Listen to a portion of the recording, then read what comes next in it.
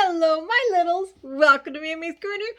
I'm Mammy. I know you know that. I do. Okay, let's do affirmations. Are you ready? Let's get started. I am loved. Are you saying this loud? Louder. I am loved. You are loved. Who loves you? God loves you. Who else loves you?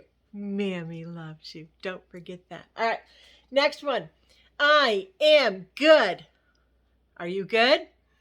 You better be good. Let's say it again. I am good. Good job. Now for the last one. I am kind. One more time out loud. I am kind. Good job. Mammy's so proud of you. So Mammy's going to be reading 2 stories today. So let's start with the first one. And then I'll come back and I'll do another one because I really enjoy these with you. So get comfy, get in your favorite chair, maybe a favorite blanket or a favorite pillow. Cuddle up next to the one that you love most.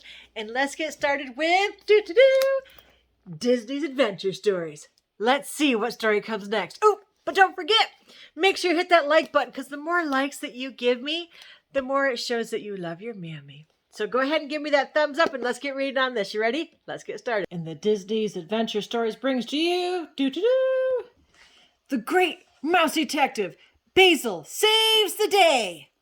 Ooh, look at that. Would you like to be a detective? Be kind of fun to find things, wouldn't it? All right, let's take a look at the story and see what happens.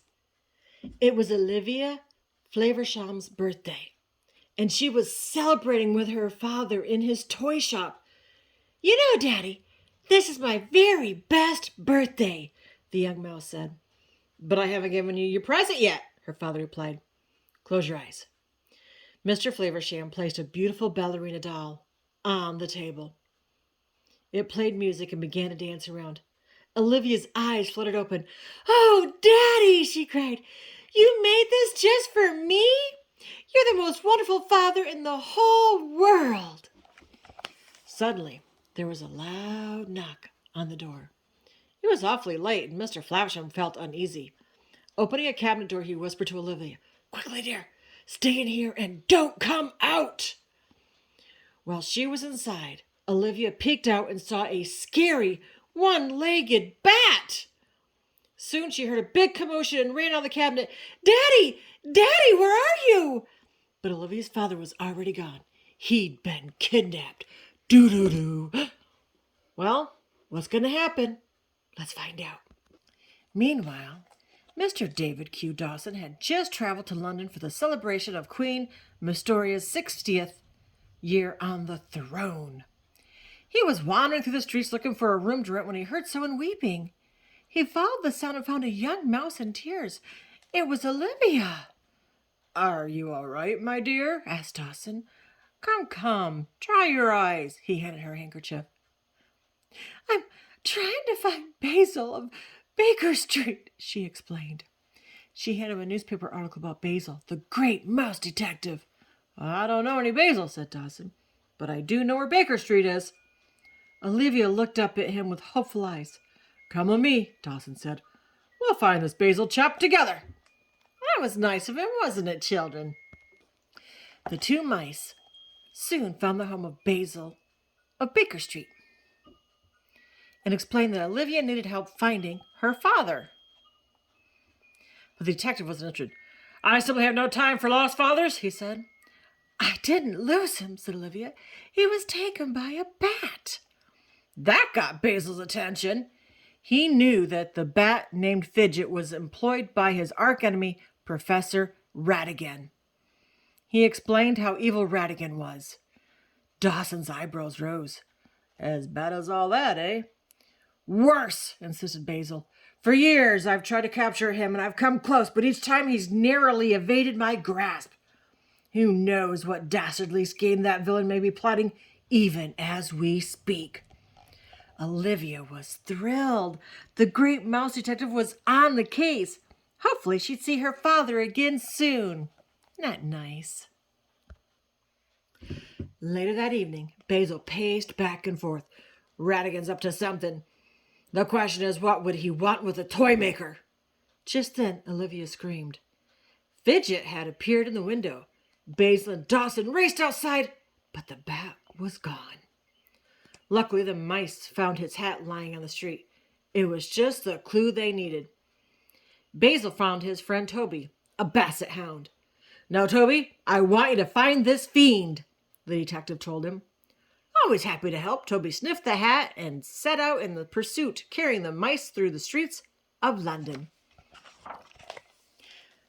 Toby came to a stop in front of a toy shop.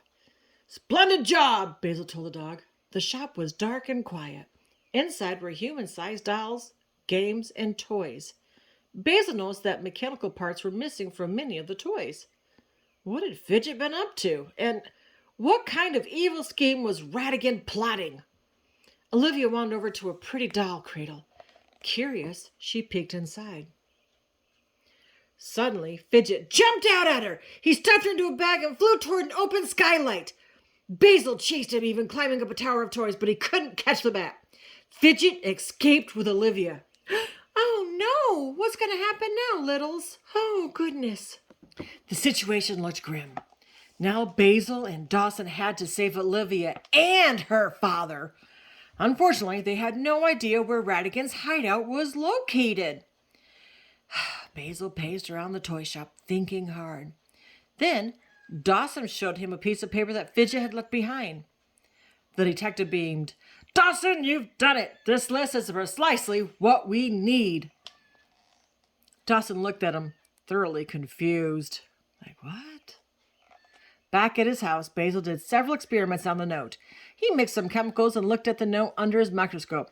"Aha!" Basil cried. He explained that the paper had traces of salt water and coal dust on it. "Salt water? Great Scott!" exclaimed Dawson. "It proves beyond a doubt this list came from the riverfront area," Basil declared. They decided to head down there. Are they good detectives? Let's find out. Dressed in sailor disguises, Basil and Dawson made their way to the riverfront. "I feel utterly ridiculous," Dawson complained. "Oh, don't be absurd," Basil said. "You look perfect." "Perfectly foolish," replied Dawson. "Dawson, stay close and do as I do," Basil told him. Before long, Basil spotted Fidget. "Come on," cried Basil. "There's not a moment to lose." Quickly, Basil and Dawson followed the bat through a maze of drainage pipes. He led them all the way to Ratigan's secret lair. "Surprise!" yelled Ratigan and his men. Basil had walked right into a trap. He and Dawson were surrounded. There was no way out. Even worse, Ratigan wanted them dead and had set up an elaborate contraption to make sure they didn't make it out alive. Oh no! What's going to happen? Ratigan tied Basil and Dawson to a mousetrap. Look at that. All around them, deadly weapons were rigged to a record player. That's a record player. When the record stopped playing, a rolling ball would cause the mousetrap to spring and set the weapons into motion. See those weapons? Look at those weapons. How dangerous. "It was my fond hope to stay and witness your final scene," said Ratigan. "But you were 15 minutes late, and I do have an important engagement at Buckingham Palace." "You fiend!" Dawson cried. Ratigan left quickly. He was sure the mice would never escape. Basil began to think hard. He calculated the angles and the timing of the trap and came up with a brilliant idea. They would set off the mousetrap early, which would disrupt the flow of the ball and keep everything else from working properly. "Ready, steady, now!" yelled Basil Dawson. The trap went off and Basil and Dawson escaped. Yay! Without a moment to lose, Basil and Dawson found Olivia and raced to Buckingham Palace. There, they discovered what Ratigan was up to. He had kidnapped Olivia's father and forced him to build a robot replica of the Queen. Once the robot was completed, Ratigan had captured the real Queen. He had just replaced Queen Mysteria with the robot. Oh, no. A huge crowd was listening to the robot Queen. "We are gathered here not only to commemorate my 60 years as Queen, but to honor one of truly Noble stature, my new royal consort, Professor Radigan, it said. The crowd gasped in horror. Ah! Offstage, Basil and Dawson fought with Radigan's thugs. Finally, they took control of the robot queen. Basil jumped the controls and caused the robot to malfunction. Radigan's plan was foiled! Yay! Go Dawson and Basil, right? Basil rushed on stage and yelled, "Arrest that fiend!" After a chase through London, Radigan was defeated. Best of all, Olivia and her father were reunited. The great mouse detective had saved the day once again. The end. Well, my littles, what'd you think of the story of the great mouse detective? You know, you could do anything you want to do. Make sure you stay in school. Make sure that you know your math, because all that math calculation is what saved them when they're in that mouse trap. So make sure you do your homework and turn it in. And if you're not in school yet, better ask for some help on that one, right? Anyways, until next time, my littles, don't forget, God loves you and Mammy loves you. But Mammy loves you bestest. Till next time, my littles, be good and be kind.